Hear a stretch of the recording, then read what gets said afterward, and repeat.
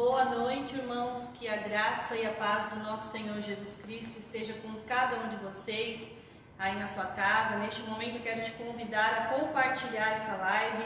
Convido seus familiares para estarem participando deste momento onde nós iremos compartilhar a palavra de Deus. E eu quero começar orando.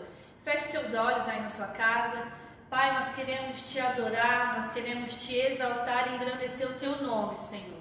Porque o Senhor é um Deus que tem cuidado de nós, é um Deus que não tem nos deixado faltar nada.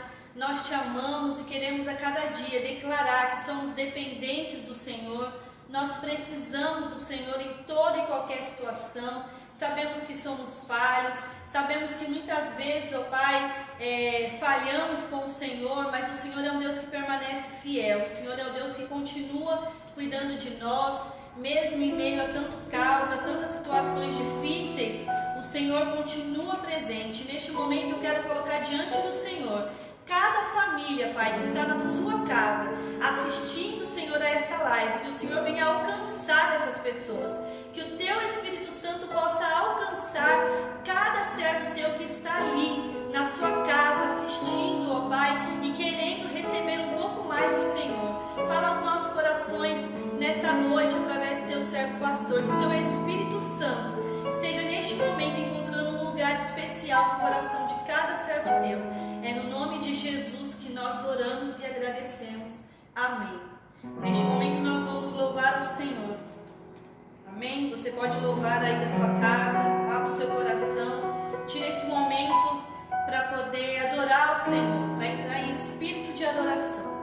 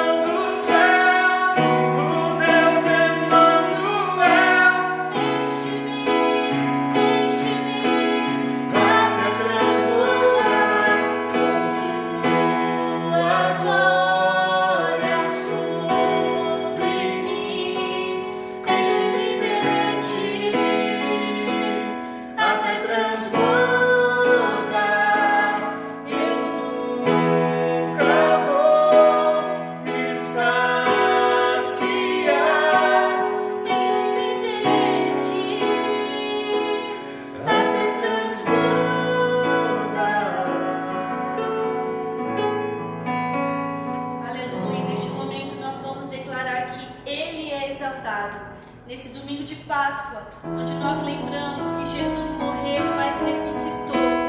Ele é o Deus digno de ser exaltado. Nós vamos declarar neste momento que Ele é exaltado. Amém?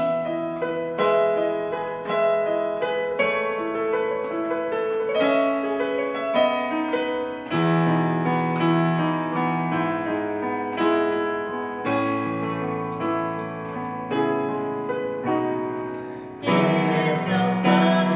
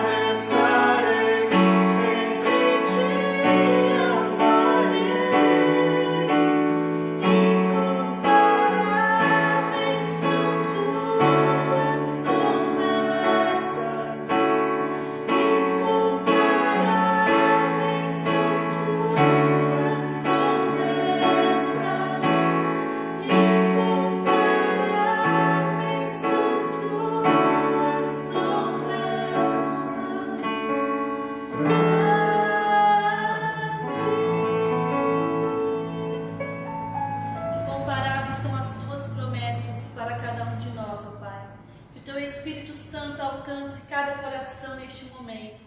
Cada servo teu que está assistindo, ó Deus, esta transmissão, que venha a ser alcançado pelo Senhor, que eles alcancem, ó Deus, a cura, alcancem o milagre, alcancem a restauração na área da vida deles que eles necessitam, Pai. Eu coloco diante do Senhor o teu servo pastor, para que ele seja um instrumento usado nas tuas mãos, em nome de Jesus. Amém.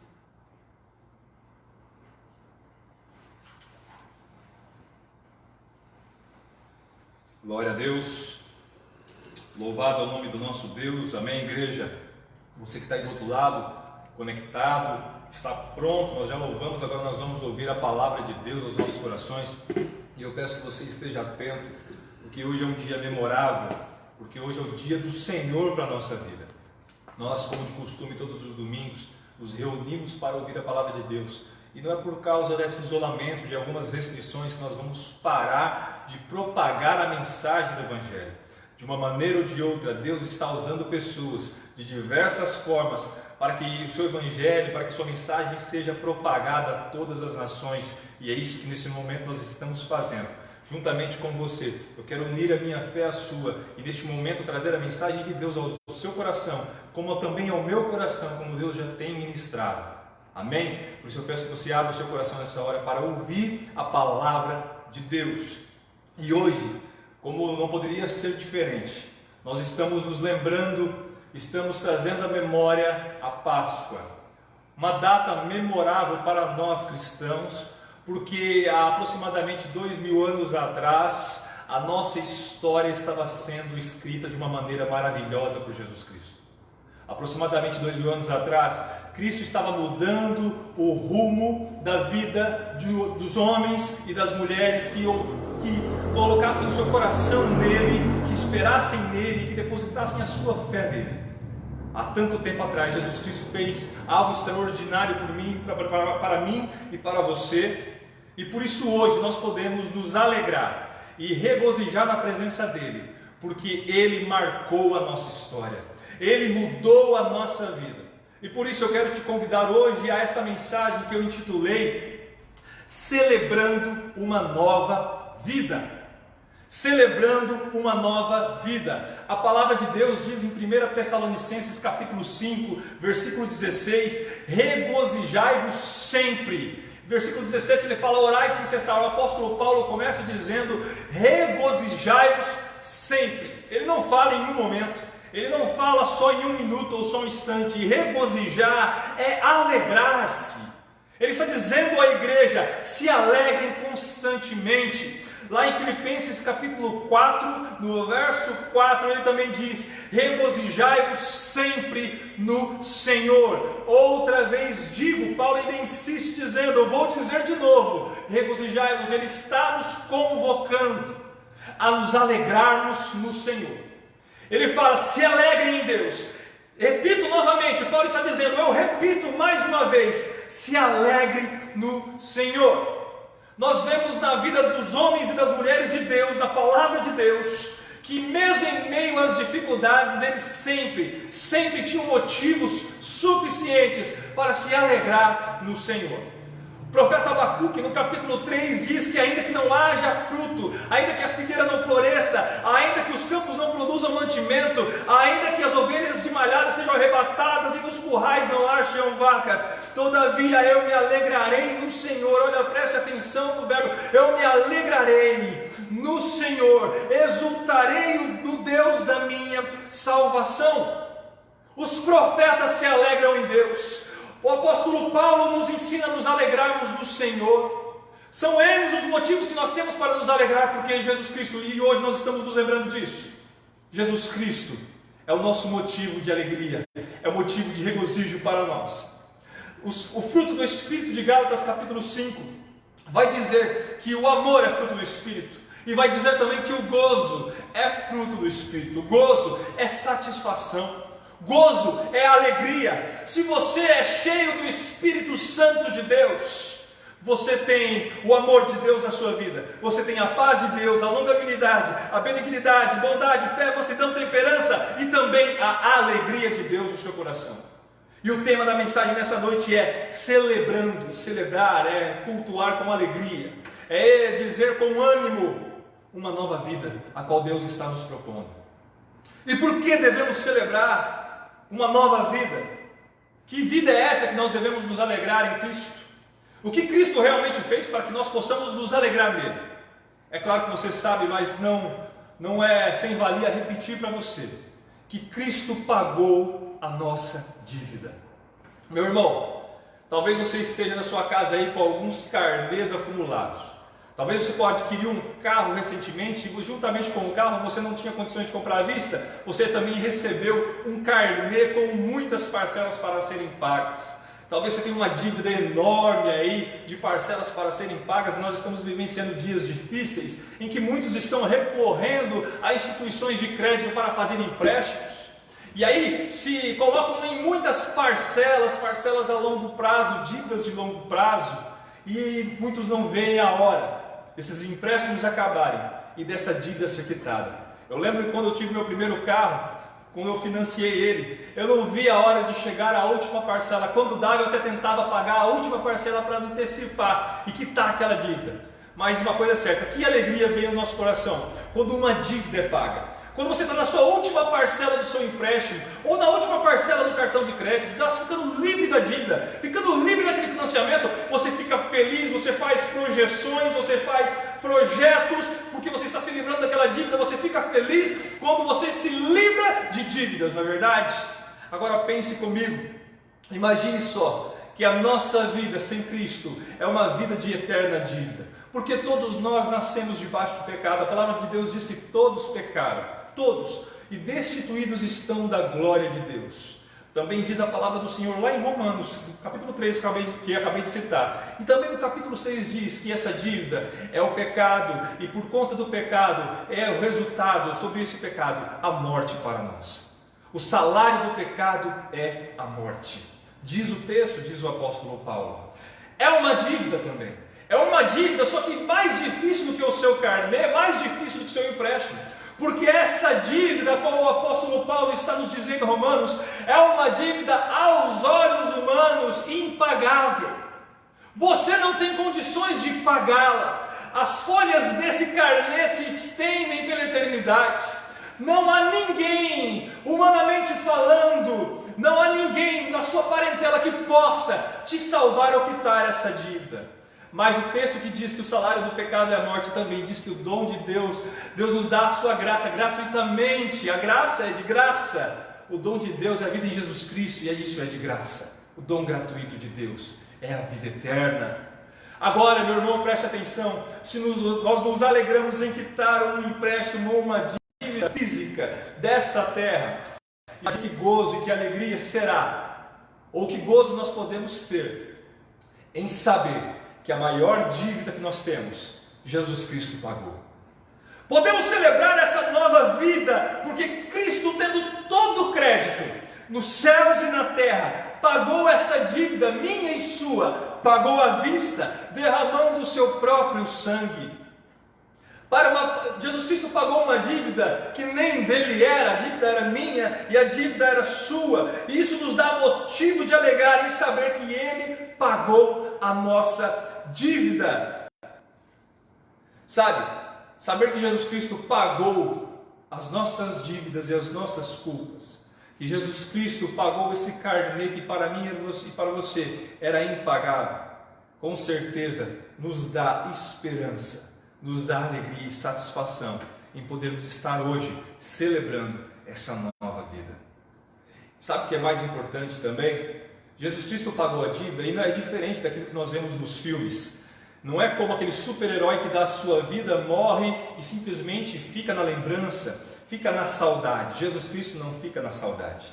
Jesus Cristo não é uma mera recordação, sabe por quê? Porque Ele deu a sua vida sim, mas Ele não ficou debaixo da sepultura. Jesus Cristo deu a sua vida sim, mas Ele não nos deixou uma mera saudade, porque Ele ressuscitou ressuscitou, e esse é o sentido da nossa Páscoa, esse é o sentido da nossa vida. Jesus ressuscitou, pagou a nossa dívida e não foi embora para nunca mais voltar. Ele foi estar à destra de Deus Pai, mas disse que um dia voltaria para nos buscar, para te buscar, para buscar a sua família, para buscar a minha família. Ele é diferente dos heróis que nós vemos pela televisão. Ele é aquele que nos salva, que nos liberta e não nos deixa órfão. Ele nos dá o seu Santo Espírito e Ele ainda vai vir nos buscar, é o que diz a palavra de Deus. Por isso nós temos motivos, muitos motivos de celebrar essa nova vida, porque Jesus Cristo morreu, nos salvou sim, mas ressuscitou, permanece vivo, venceu todas as coisas, e nós somos mais do que vencedores por aquele que nos amou. Juntamente com Cristo receberemos tal vitória, porque assim como Ele ressuscitou, se Jesus Cristo não voltar antes e nós viermos a morrer, nós também ressuscitaremos com Ele. É o que diz a palavra de Deus. A celebração de uma nova vida faz parte do propósito de Deus para nós. Para que você existe? Para que nós existimos? Nós existimos para glorificar a Deus através dessa nova vida que Ele nos propõe. Estamos em época de Páscoa e nada mais justo do que eu me relembrar, do que nos lembrarmos nessa noite a respeito dessa história. Porque eu não quero somente falar de celebrar uma nova vida, mas eu quero te mostrar o porquê celebrar. Eu quero hoje recapitular o momento em que o seu maior herói, não o herói da Marvel, não o herói da televisão, do cinema, não, o herói da sua vida, Jesus Cristo. Eu quero lembrar aquilo que Ele fez por mim e por você, porque é isso que essa época nos remete, a nos lembrarmos do sacrifício de Jesus, a nos lembrarmos daquilo que Ele fez e do que Ele ainda fará para nós. E a operação de Deus para nós. Eu quero hoje recapitular com você. Foi isso que eu me propus, inclusive, nos avisos, na publicação e das mensagens sobre a mensagem de hoje. Eu quero recapitular com você os passos de Jesus. Eu quero recapitular com você o plano de Deus. Desde o momento da traição até o Gólgota. Eu quero que você se atente a alguns detalhes, porque enquanto eu estava preparando a mensagem, enquanto eu via esses versículos, Deus estava ministrando no meu coração. Enquanto hoje nós estaremos vendo esses mesmos textos, eu quero que vocês percebam o quanto Deus nos ama e o quanto Ele quer falar no nosso coração ainda hoje. Nos passos de Jesus. É a operação de Deus, o plano de Deus. Eu quero nominar hoje o plano de Jesus, o plano de Deus, como operação nova vida. É um plano perfeito. E esse plano de Deus, eu divido ele em duas vertentes, ou em duas etapas, ou em dois objetivos. E o primeiro objetivo é João 3,16. O primeiro objetivo é salvar aquele que crê, salvar os seus filhos. Porque Deus amou o mundo de tal maneira que deu o seu único Filho, para que todo aquele que nele crê não pereça, mas tenha vida eterna. Esse é o primeiro projeto, esse é o plano principal, essa é a primeira vertente. Para que Jesus Cristo veio à Terra? E por que eu devo me alegrar? Porque Ele me ama, porque Ele me amou, porque Ele se entregou em meu favor. E o seu plano, o seu projeto, o seu plano perfeito era salvar todos aqueles que viessem a crer em seu nome. A segunda parte desse plano, desse projeto, desse plano perfeito, eu te digo que é a exaltação de Cristo. 1 Pedro capítulo 3, versículo 22 vai dizer: o qual, havendo subido ao céu, reina à direita de Deus, e a Ele, Jesus, estão sujeitos todos os anjos, autoridades e poderes. Jesus Cristo veio para nos salvar porque Ele nos ama. Jesus Cristo morreu e ressuscitou porque também toda a glória deve ser dada a Ele. O apóstolo Paulo vai dizer que porque dele, por Ele e para Ele são todas as coisas. Interessante dizer a você que toda essa história, todas essas narrativas não dizem respeito a você como o centro de todas as coisas. Jesus, sim, Ele é o centro de tudo. Tudo é a respeito dele. A glória é para Ele, a exaltação é dele. Ele recebe toda a glória como Salvador, como Libertador. E eu digo que essa também é uma vertente do plano de Deus: ser exaltado e salvar os homens. Então vamos trilhar agora os momentos antes da via dolorosa, até o Gólgota, para entender o porquê nós devemos celebrar essa nova vida. Eu quero que você esteja atento, abra o seu coração. Em João 17, Aqui nós estamos diante do ponto culminante do ministério de Jesus, em João 17, é onde o plano começa a ser definitivamente instaurado. O plano perfeito entra em execução a partir de João 17, pelo evangelista João, a seguir segundo a sua narrativa, e também dos outros apóstolos e discípulos que também escreveram a respeito. Aqui em João 17 especificamente, começa Jesus a instruir os seus discípulos. E depois de instruí-los, no capítulo 16, no capítulo 17 diz que Jesus, levantando os seus olhos aos céus, começa a dizer: Pai, é chegada a hora. Eu quero que você preste atenção pelo fato de que Jesus Cristo levanta os seus olhos aos céus para falar com Deus. Ele olhou para o céu. A presença de Deus, meu irmão, eu quero que você entenda que não está confinada somente nos céus. Deus não está somente presente nos mais altos céus, ou reina somente nos céus. A palavra dele diz em Jeremias 23 e 24, que na verdade toda a terra está cheia da sua glória. Deus tem poder para estar em todos os lugares e fazer todas as coisas. Deus não está limitado aos céus. Deus está aí na sua casa. Deus está aí na sua vida. Deus está na vida do seu esposo, da sua esposa, dos seus filhos. Eu quero crer que Deus se faz presente aí onde você está. Deus está aí. Mas Jesus, o texto diz que ele olha para o céu, e isso tem um porquê. Por que Jesus Cristo olha para os céus? Eu quero imaginar que quando ele levanta os seus olhos aos céus, ele está dizendo aos discípulos, porque ele havia acabado de instruí-los, ele está dizendo a eles: esperem um pouco, eu falei com vocês, mas agora eu quero falar com Deus. Ao olhar para os céus e começar a dialogar com o Pai, Jesus Cristo também estava ensinando aqueles homens que Deus está acima de tudo, que Deus está acima de toda a criação. Quando nós reconhecemos a autoridade, nós olhamos para cima. Quando nós olhamos para cima, na verdade, nós estamos olhando de baixo e nos considerando inferiores. Quando Jesus Cristo olha para cima, ele reconhece todo o poder de Deus. Ele reconhece o tamanho de Deus, ele reconhece que Ele é o Todo-Poderoso, o autor da criação, ele reconhece que Ele é o Pai e está acima de todas as coisas.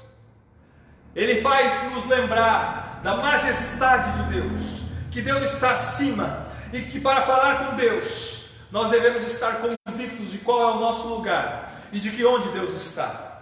O nosso lugar diante de Deus é prostrado. O nosso lugar na presença de Deus é em humilhação, é em reverência. Na presença de Deus não se entra de qualquer jeito. Deus merece honra, Deus merece toda glória. Por isso, devemos olhar para cima para saber que Deus está acima de nós. E que Deus tem poder para cuidar de nós e para fazer o que bem lhe aprouver a respeito da nossa vida. Eu olho para cima, nós olhamos para cima, Jesus olhou para cima, porque Deus é a nossa rocha mais alta, porque Ele é o nosso refúgio verdadeiro. No capítulo 18 de João, o texto diz que eles partem para um horto, junto ao ribeiro de Cedron. Vale ou ribeiro de Cedron? Esse nome foi dado, preste atenção. Esse nome foi dado, Cedron, porque talvez ali houvesse alguns cedros ali plantados. E cedro é uma árvore grande, geralmente nativa de regiões montanhosas. Provavelmente o lugar a que João se refere e que ele faz questão de mencionar, tratava-se de um lugar sombrio, desabitado, longe da cidade, longe das pessoas. Aqui, justamente no capítulo 18, já não é mais dia, durante a noite, Jesus se dirige ao ribeiro de Cedron. Ali naquele lugar escuro, naquele lugar sombrio, naquele lugar desértico, um ponto escuro afastado do comércio e afastado da cidade. Qual é a intenção do evangelista ao nos dizer sobre este lugar? Alguns teólogos, como Calvino, por exemplo, afirmam que o objetivo do evangelista mencionar o local era para demonstrar que Jesus Cristo estava indo para a morte voluntariamente. Ele adentra ao lugar sombrio, Ele adentra o vale da sombra da morte, e ele não é levado para isso. Ele caminha voluntariamente.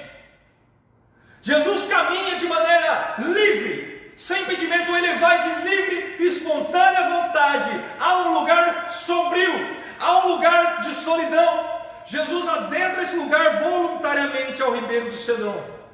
Ainda no capítulo 18, diz que Judas, juntamente com os demais algozes de Jesus, se aproximam, se ajuntam, e o texto diz que eles portavam consigo lâmpadas, lamparinas e também armas. Se aproximaram de Jesus, traziam consigo archotes, que são cordas embebecidas em algo inflamável para servir de vela. Se aproximam de Jesus e foram para entrar em contato com Jesus, e não somente falar, não somente ver com a lamparina que estava acendendo no lugar que era sombrio, foram também armados para prender a Jesus. Agora, para quê? Eu me perguntei, quando eu estava lendo esse texto, para que usar armas contra Jesus, se em nenhum momento Jesus demonstrou resistência? De capítulo 18, verso 3 diz: tendo, pois, Judas recebido a corte os oficiais dos principais sacerdotes e fariseus, veio para ali com lanternas e archotes e armas. É interessante que ao se depararem com Jesus, ao entrar em contato com Jesus naquele momento, diz o texto no verso 4, que eles começaram a perguntar: quem dentre vocês é Jesus o Nazareno? Jesus Cristo, sem arma, sem nada, sem demonstrar qualquer resistência, disse: sou eu. Sabe o que acontece logo em seguida? E nós estamos trazendo essa narrativa da história desse ministério que nos faz celebrar uma nova vida.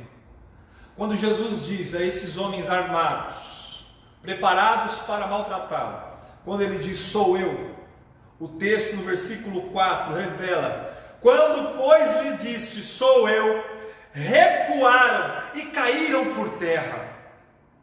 Meu irmão, esses homens estavam armados, Jesus não estava.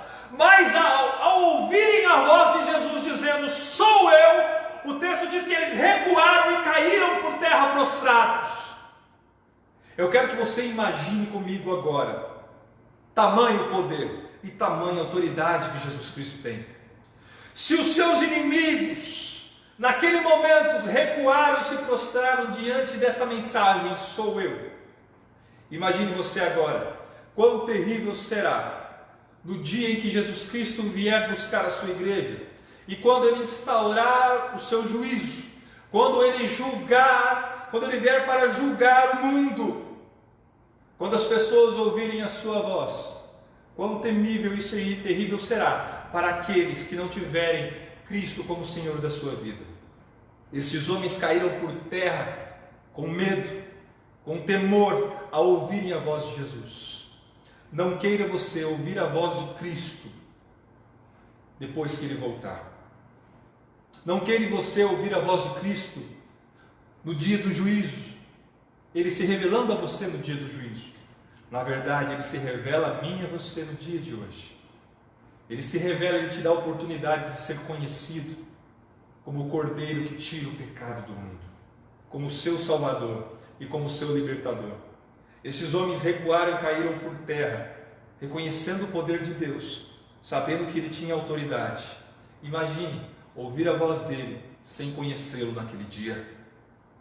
Em João 18 ainda, vemos que mesmo com Cristo, com a sua majestade ofuscada, e ali em forma humana como Ele estava, com uma só palavra, colocou os seus inimigos, os seus algozes, armados e corajosos, debaixo, prostrados, desabaram ao chão, e a palavra de Jesus foi: sou eu. Talvez isso nos remeta ao momento que Moisés conversou com Deus, em que Deus disse algo parecido. Não disse a Israel, tampouco a Moisés: sou eu. Deus disse: eu sou. Olha só, é interessante algumas similaridades que o texto nos mostra. Em seguida, o texto diz que Jesus é apresentado a Anás, sogro de Caifás, porém algo nos chama a atenção. é que Jesus em nenhum momento ofereceu resistência, porém no versículo 12 do capítulo 18 e no versículo 24 do capítulo 18, o texto diz que mandaram Jesus maniatado. Maniatado quer dizer amarrado, preso, algemado. E por que algemado? Jesus em nenhum momento ofereceu resistência àquelas pessoas. Jesus em nenhum momento resistiu à prisão. Ele foi, como o texto diz ali, ao Ribeiro de Cedron também já nos mostrando, ele foi voluntariamente. Por que amarrado? Por que com amarras? Sabe por quê? O pecado é como amarra. O pecado, ele nos impede de ter acesso a Deus. E sabe que Cristo veio fazer por mim e por você? O profeta Isaías vai nos dizer que ele veio para levar sobre si também os nossos pecados e as nossas dores. O pecado nos faz viver uma vida de amarras, uma vida de cordéis. Aquele que está sem Cristo se encontra em escravidão ao pecado. Ele veio para nos libertar, e libertar do quê? De uma vida de pecado. Foi para a liberdade que Cristo nos libertou, diz o texto. Quando Jesus Cristo é amarrado, eu quero imaginar com você nessa noite, que Ele estava ali recebendo as minhas amarras, estava ali recebendo o meu pecado. Desde já estava recebendo o castigo do qual eu era merecedor, do qual eu deveria estar recebendo. Não que eu me julgasse digno de ser crucificado, porque esse era o ministério de Cristo, mas por merecimento, sim, eu e você merecemos a morte, porque nós pecamos. Nós não damos nenhum motivo para que Deus nos ame, Ele simplesmente nos amou. E o Jesus, ao entrar amarrado, aquele que não ofereceu resistência alguma, começou a perambular de um lado para o outro, maniatado, amarrado, recebendo as amarras que o pecado fornece, coloca na vida do homem. Jesus Cristo estava recebendo naquele momento.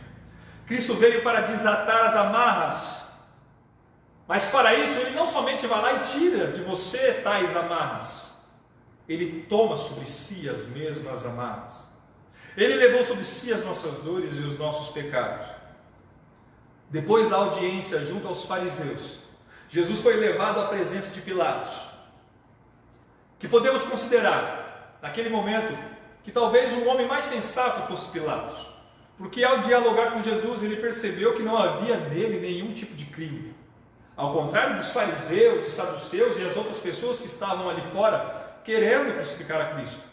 Pilatos percebeu, também sua esposa Cláudia estava atenta àquilo, estava sendo incomodada em sonho.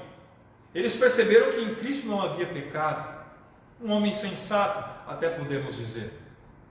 Mas depois daquela audiência, depois de levado a Pilatos, Jesus também nos revela algo a seguir, a respeito da exclamação do povo. Pilatos faz uma proposta simples, e preste atenção agora nisso. Pilatos faz uma proposta simples àquele povo, ao povo da Páscoa. Pilatos oferece a liberdade de um homem. Diz o texto que, como de costume na Páscoa, um preso era colocado em liberdade. Pilatos conhecia bem o preso ao qual ele estava propondo a liberdade. Conhecia Barrabás. Ele havia prendido aquele homem. Pilatos faz uma proposta simples ao meu e aos seus olhos. Escolham hoje entre Barrabás e Jesus. Reflita comigo.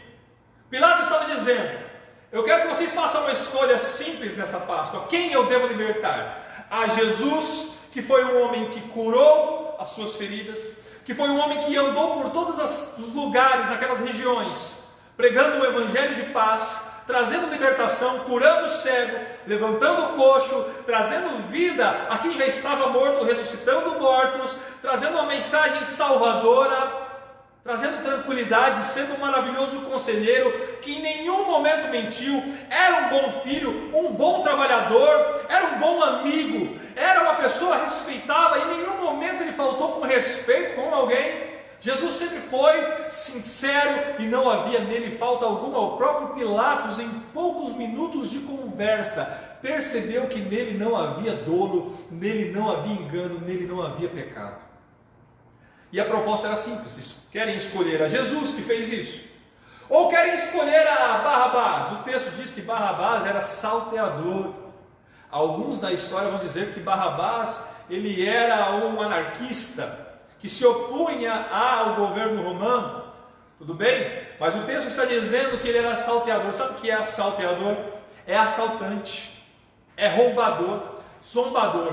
Escolha a Jesus ou esse que assaltou vocês, que roubou vocês, que mentiu para vocês, que provavelmente não vai parar. Escolham agora entre o homem que te faz bem e o homem que te faz mal. Meus irmãos, era uma escolha simples. Talvez você está dizendo aí, se fosse eu naquela época, com certeza meu voto seria para Jesus. Porque é uma questão simples de se escolher. Aquele que faz o bem e aquele que estava praticando o mal. É claro que nós vamos escolher aquele que faz o bem. Mas pasme você. Todos os dias o pecado vem na sua vida. Há uma canção do Thales Roberto que diz isso, né? Todo dia o pecado vem, todo dia vem as tentações e te chama. E a escolha também é simples. Você sabe muito bem que o pecado vai causar danos na sua vida. Você sabe muito bem que a desobediência, a mentira vai te trazer prejuízo. E por que você ainda escolhe? Você sabe muito bem que uma vida sem Jesus Cristo é uma vida de perdição. E por que você ainda não se achegou a Ele? Talvez você julgue esses homens do passado dizendo, eles escolheram errado, uma escolha tão fácil. Mas meu irmão, quantas vezes nós escolhemos errado? Escolhas tão fáceis. Escolhas que qualquer pessoa em sã consciência não faria. Por que você escolhe ainda em pecar? Por que você ainda escolhe em mentir? Por que você ainda escolhe viver longe do Senhor? Por que ainda você escolhe ter uma vida sem compromisso com Deus? Por que você ainda escolhe Barrabás? Por que você ainda escolhe Barrabás? É uma escolha simples, é algo que nós devemos pensar. Quantas vezes na nossa vida nós optamos por Barrabás? Muitos erram na escolha do caminho. Pilatos, ao dialogar com Jesus, pergunta o que é a verdade. Ele erra a respeito da verdade. Pilatos ele não conhecia. Outros escolheram errado ao escolher Barrabás. A morte, e muitos que estavam ali pensando a respeito da morte se equivocaram ao ver Jesus Cristo pendurado no madeiro. Diz o texto que eles escarneciam dele, dizendo, desce daí. E quando estava morto, muitos pensavam, acabou, foi-se, acabou a história. Muitos estavam tendo um conceito errado a respeito do caminho. Pilatos estava tendo um conceito errado a respeito da verdade, e as pessoas estavam tendo um conceito errado a respeito da morte, a respeito da vida também, se podemos dizer assim. Eu quero te dizer que todas essas respostas estão em Cristo, porque em João capítulo 14, versículo 6, ele diz, eu sou o caminho, eu sou a verdade e eu sou a vida. Ninguém vem ao Pai se não for por mim. Jesus é a resposta para o caminho, Jesus é a resposta para a verdade. Em Jesus nós encontramos a vida e vida em abundância. Tudo está no controle de Deus, o plano perfeito, vamos voltar, ainda está em execução. A morte não é o fim, pois Jesus entregou a sua vida para mim e para você, para nos dizer que a morte não é a última palavra, mas a vida tem sim em Cristo a última palavra. Pilatos havia perguntado sobre a verdade, sobre o que é a verdade. A morte na sexta-feira havia exclamado, onde está a vitória da vida? Jesus responde, eu sou o caminho, a verdade e a vida. E o plano segue. Jesus é entregue por Pilatos ao povo. Pilatos não tem coragem de decidir e lava suas mãos e entrega então Jesus ao povo. Antes disso, diz o texto que os soldados romanos zombaram dele. Fizeram uma coroa de espinho, colocaram na sua cabeça, lhe deram uma cana, uma vestimenta e começaram a zombar dele, se prostrando dizendo, Rei dos Judeus.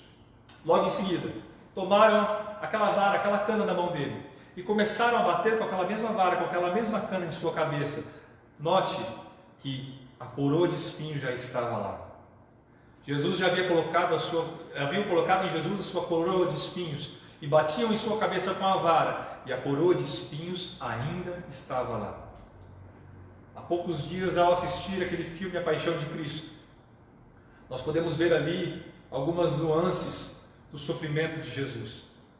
E naquele filme Mel Gibson coloca de uma maneira interessante algo que nos traz à memória aquilo que talvez seja parecido com o que Cristo passou. Ele recebeu várias chicoteadas nas costas. Depois de apanhar com varas nas costas, depois de apanhar muito, diz ali no filme que trocaram o instrumento de sofrimento. Trocaram ali por um chicote com algumas pontas cortantes. Aquilo ali, começaram a bater em Jesus. Começaram a bater de tal maneira que estava sendo dilacerado o seu corpo pelas costas. Bateram e cortaram a sua pele. Quando cansaram de bater nas costas, aí naquele filme, o homem pede para que Jesus Cristo fosse virado, e então começasse a tortura pelo lado da frente. E começaram a chicotear também, com aquele mesmo instrumento de corte, toda a sua parte frontal. Eu imagino que Jesus Cristo sofreu muito. Sofreu sim. Talvez daquele jeito para mais, em meu e seu favor. Ele sofreu aquele castigo que eu e você merecíamos. Mas fique tranquilo, porque isso estava dentro do plano de Deus. Estava dentro do projeto de Deus, porque aquele sofrimento a qual estava ali Jesus Cristo passando, nós não aguentaríamos. Nós não teríamos condições de passar, e mais, nós não teríamos condições de prosseguir nesse plano. Somente Jesus, somente Deus poderia nos salvar. Ele é a solução para a nossa vida. Veja que logo em seguida, depois que os soldados romanos bateram em Jesus, também eles começaram a tirar a sorte sobre a vestimenta de Jesus. Começaram a, de alguma maneira, tirar a sorte para ver com quem ficaria aquelas vestes. Olha que coisa terrível, meu irmão. Quando a matéria tem mais valor do que a vida. Ali estava Jesus sofrendo, todo ensanguentado, parado, apanhando, e aqueles homens dando valor e negociando vestimenta, roupa, e a vida ali sendo desvalorizada, e o material sendo valorizado. Talvez você pense, nossa, mas que atitude terrível, que coisa desprezível. Com certeza eu era. Mas pense que você, que muitas vezes nós também temos atitudes parecidas. Eu quero trazer a mensagem do caminho de Jesus Cristo às nossas vidas. Quantas vezes nós valorizamos mais o material do que a própria vida? Nós gastamos quanto tempo do nosso dia buscando coisas materiais? E quanto tempo nós dedicamos a cuidar da vida eterna que Cristo nos propõe? A cuidar da nossa vida mesmo, da nossa vida espiritual, da nossa vida de intimidade com Deus. Quanto tempo você dedica? Esses homens estavam valorizando mais as vestes do que a própria vida. Quantas vezes nós batalhamos tanto por outras coisas e batalhamos tão pouco pelo Evangelho? Nos colocamos pouco à disposição de Cristo. É algo a se pensar. E Cristo, no meio de tamanha humilhação, se sujeitou. Logo em seguida diz o texto que também foi levado ele e crucificado e colocado entre os malfeitores. Sabe o que é interessante também te dizer hoje? Que diz o texto que haviam ali 3 cruzes. Jesus Cristo foi colocado na cruz do meio, e os salteadores de um lado e outro de outro. Interessante dizer que quando Jesus Cristo é colocado na cruz do meio, mais do que a humilhação de estar ali pendurado no madeiro, eles colocaram na cruz do meio para que evidenciasse, como se ele fosse o espetáculo daquele que merecia aquele sofrimento. Maior foi a humilhação e maior foi a dor que Jesus Cristo sofreu. Colocaram ele no meio para que pudessem expor mais a vergonha. Jesus Cristo estava ali, todo dilacerado, sofrendo e sendo humilhado em meu, em seu favor. Ele merece toda a honra, ele merece toda a glória. Mesmo na cruz, mesmo diante de tal vergonha, de tal dor, ele ainda demonstra o seu grande amor. Ele recusa o vinho, ofereceram vinho para ele. Ele recusa o vinho porque talvez o vinho aliviaria sua dor. Mas ele estava, lembre-se, voluntariamente ali para receber o meu sofrer, para receber ali o castigo pelos meus pecados. Diz o texto que em seguida ele pede água. Olha só que interessante. Em Provérbios diz que nem aos nossos inimigos nós devemos negar o de comer. Se o seu inimigo te pedir algo para comer, dê água para que ele venha comer. Se ele estiver sede, dê-lhe água para beber. Jesus Cristo teve sede. Ele pediu água, lhe deram vinagre. Jesus Cristo ali recebeu a amargura, recebeu ali toda a maldade humana que estava ali no coração daqueles homens, que não deram a ele um copo de água, mas deram a ele algo amargo, embebecido numa esponja, para que ele viesse sofrer ainda mais, porque aquele vinagre não iria satisfazer a sua sede, com certeza iria aumentá-lo. E ali na cruz, Jesus Cristo ainda estava amando os homens. Diz o texto que ali na cruz ele providencia um cuidado para sua mãe Maria. Diz ali no texto que ele ainda estava dizendo: Pai, não lhes impute esse pecado, cuide deles, Senhor, cuide deles, meu Pai, não esteja, Pai, castigando-os por conta disso. Diz o texto que ali na cruz ele brada 2 vezes. A primeira vez ele brada com sentimento de solidão, ao sentir-se abandonado, desamparado. Ele ali no kenosis, no esvaziamento, ele diz: Deus meu, porque o Senhor está me desamparando, porque me desamparaste, porque me abandonaste. Logo em seguida, ele também exclama em alta voz, gritando: está consumado, e ali ele entrega o seu espírito. No mesmo instante, o véu do templo se rasga em 2 partes, de alto a baixo. A terra treme, as rochas se partem, sepulcros se abrem, mortos ressuscitam dos santos que haviam morrido, e eles adentram a cidade. Foi um acontecimento marcante na minha e na sua vida, ainda que nós não estivéssemos lá, mas naquele momento a morte estava recebendo a recompensa diversa, porque a morte estava sendo vencida e nós estávamos recebendo aquilo que nós não merecíamos. Por isso é a graça de Deus. Naquele momento Jesus Cristo estava pagando a minha e a sua dívida, nos dando vida e vida em abundância. Jesus Cristo morre e é sepultado. E estamos agora então diante do segundo dia, um sábado, um dia de silêncio. Jesus havia morrido e a esperança para muitos talvez pudesse ter sumido.